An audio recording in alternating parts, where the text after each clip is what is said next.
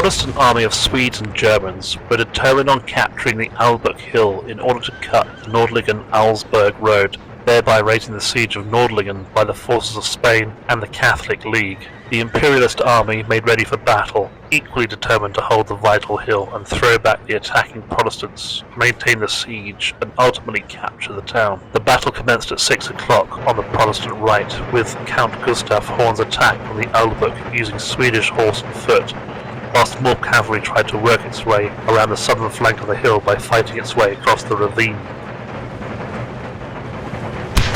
The entrenched Spanish foot upon the hill, reinforced by troops in reserve behind the heights, fought off each Protestant attack until well into the late morning. The fighting for the high ground was intense, the powder smoke thickened like fog. As the Swedes pressed their attack, eventually taking the south redoubt and defeating the Spanish horse holding the southernmost flank below the Albuch. Legan had anticipated the situation and had requested the Bavarian force to further reinforce the hill, but this cavalry is partially diverted to deal with the Württemberg columns then attacking and putting severe pressure on the north redoubt.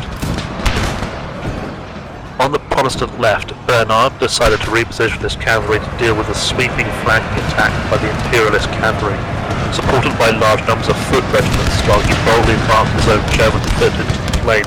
German dragoons in the village of Herkheim gave a good account of themselves, firing on the Imperialist cavalry as it cantered forward near the village, but the Imperialist massed cavalry swept on, aggressively charging amongst their German foes and sweeping all before them.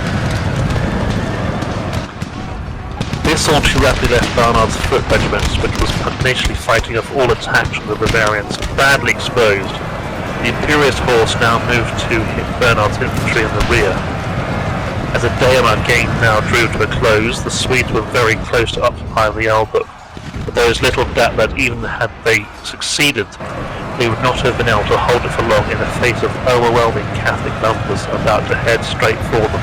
Each side had lost one commander, and at this point the Catholic forces were better able to take the punishment inflicted in the bruising encounter, and the Protestants had many more units with critical casualty levels by the end of the play.